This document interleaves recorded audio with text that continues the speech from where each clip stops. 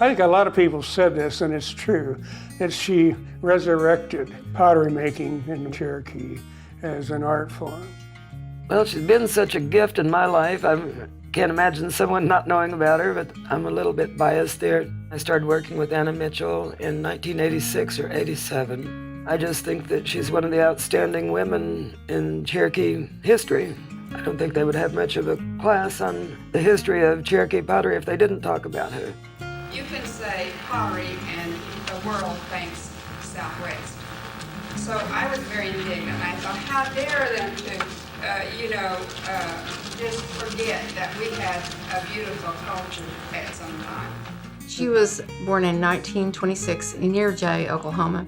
They lived in the sticks, we would say. Went to boarding school as a first grader. She didn't speak English until she went to school. She went to Seneca Indian School. Then when she met Dad, she was very young. I believe she was 19. They married and settled in Bonita. He was from Bonita. Mom could do anything. She cooked everything. She canned. She would make us donuts from scratch. She sewed. She would look at Vanity Fair windows and see what was in fashion, and then she would just duplicate that. Very, very creative with just natural resources, I think. And she was real artistic anyway. She made moccasins, she did beadwork, she did sewing, she did all kinds of artistic things. So I guess clay was just another thing that she wanted to try. So Mom and Dad dug a pond, and when they dug the pond, they saw clay. Mom wanted to make a sequoia pipe. I think Dad wanted one like you see sequoia smoke in the classic pictures. She started by reading about it and then just copying by hand what she read. Nobody was making traditional hand-built pottery, as a matter of fact, probably since the removal. There was nobody because they lost, their tools, and they didn't bring anything with them. They were too busy starting over. What was available back then, she learned. And her husband was a great reader too, and a great helper to her, Bob Mitchell. She and Bob both were big students of Cherokee history, and they read everything they could. That was all she had for reference then, was some books, and they were very limited on what was Cherokee. The more she did it, the more people knew she was doing that, the more access she had to museums and archaeologists, people that did know a little bit more about the actual way things were done. Anna and I met in the early 70s when she came over to look at the museum collections to get some ideas about southeastern pottery and motifs.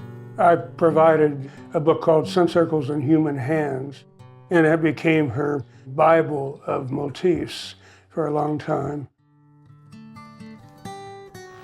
When I first showed a piece of pottery to one of the research areas in Arkansas, they opened the doors, the archives to me, and they were very proud that a Native American was trying to do something. Well, I jumped up and down because Anna was doing this. Students sometimes are not very enthusiastic about things in a university, but someone like Anna, who had great drive, was enthusiastic.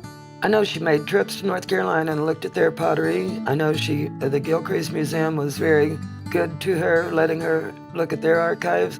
So she learned from a lot of sources. She didn't learn from just a person. So she pretty much, trial and error. Learning, experimentation, trial and error, and she succeeded more than any native potter in this area that I know about. She always said, I want it to be the way our ancestors would have done it. Everything was handmade tools, things found in nature, like the smoothing river stones, and things like that. Where it's found is how we know it's Cherokee.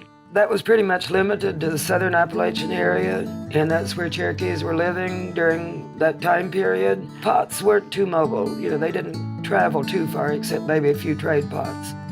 I think Anna learned about Cherokee paddle stamping partly on reading Sun Circles in Human Hands and then designing the paddles herself.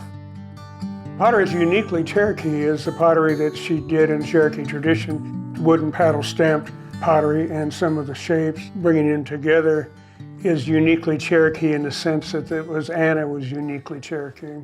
And one of the things that she excelled at was making her own clay slip. It is a paint, you make it out of liquid clay that's a different color from the base piece of pottery. Very few potters do it because you have to put it on at a certain degree of hardness or drying before it's fired. Then you burnish it with a smooth stone, and if you do it too quickly, you'll pull the slip off. She perfected that. When she first went to Santa Fe, she said that the Pueblo potters didn't know about Cherokee people making pottery. They would say, "Where are you making pottery? You're Cherokee." She said, "Our pottery is a lot older than yours." She knew how to hold her own in any crowd, that's for sure. You might not see the beauty in it, but when I did my research, I could visualize an Indian sitting there ages ago and putting his ideas. All of our pottery tells the history of who we are. I realized that it was very important that somebody preserve this part of our culture.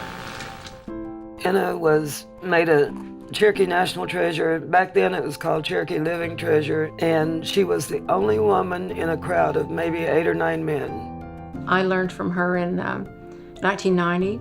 I came and I spent a whole year with her and Dad. The most important part is the fact that I did get to apprentice with her and learn from her and sit and listen and hear things that no one else would ever hear. And it was just a real special time in my life. I actually moved to Bonita for a year or so and worked with her. She taught just about anyone that ever asked her. And that's why I put my students' work out here today, because she passed it on to me for me to teach other people. And I wanted you to see that tradition is being carried on. And students reveal Indigenous culture is alive and well and is a sustainable resource. Anybody who would have met Anna would realize that it's something that should be realized. If we just keep this going and the elders teach the younger and the younger grow up and they teach the younger, it's sort of like our language. It will never be lost. There's no telling how far her hands and her mind have reached. So that's an awesome legacy.